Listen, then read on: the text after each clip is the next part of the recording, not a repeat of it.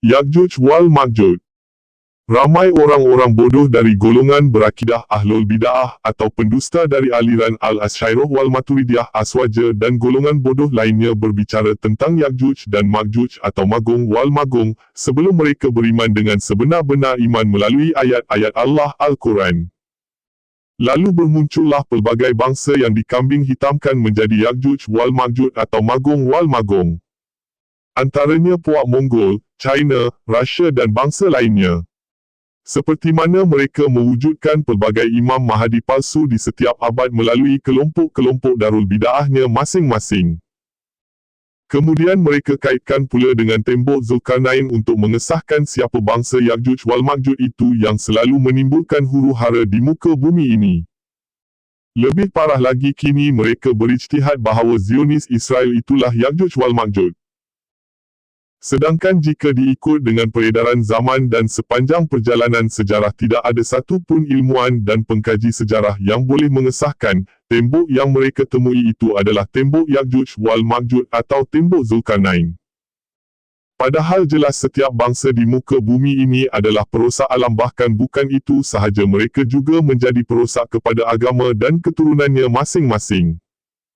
Berbalik semula kepada siapakah Ya'juj wal Ma'juj atau Magung wal Magung itu menurut Al-Quran. Sememangnya Allah menyuruh kita memikirkan dengan akal. Tapi akal manusia itu sangat terbatas.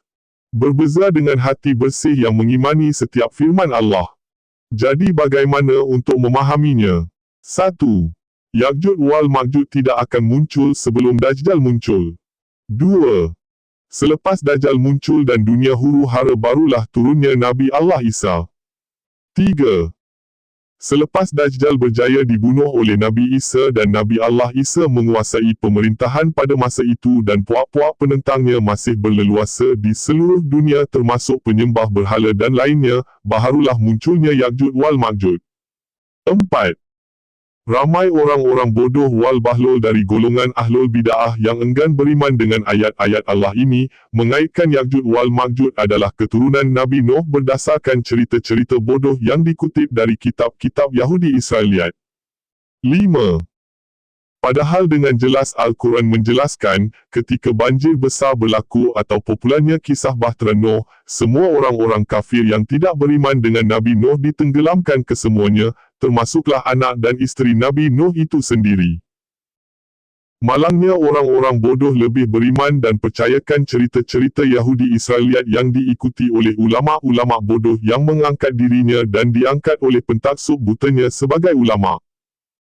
Nota, melalui Al-Quran jelas membuktikan Ya'juj dan Ma'juj adalah satu bangsa yang hanya akan muncul selepas munculnya Nabi Allah Isa. Ia merupakan satu makhluk ciptaan Allah dengan jumlah yang cukup banyak dan tak terkalahkan oleh manusia, Nabi Isa dan segala peralatan tercanggih ciptaan manusia. Tidak ada seorang manusia bahkan jin pun yang tahu baik abad dahulu, kini dan akan datang siapa sebenarnya bangsa Ya'juj wal Ma'juj itu sehinggalah dia muncul pada zaman pemerintahan Nabi Allah Isa. Maka jangan jadi manusia bodoh yang cuba mencari dan mencipta pelbagai teknologi yang kononnya dengan kekuatan persenjataan mereka mampu untuk mengalahkan bangsa Ya'juj wal Ma'juj ini. Sedangkan baru diuji dengan pelbagai gempa dan bencana alam pun mereka tak mampu untuk menghindarinya. Bahkan apa yang lalat kecil atau hama, kuman yang telah ambil dari tubuh mereka, mereka sendiri tak mampu merampasnya kembali. Sebab itu Allah sebut melalui lisan Nabi-Nya, setiap 1000 orang, hanya seorang sahaja yang masuk syurga dan 999 orang yang lainnya ke neraka.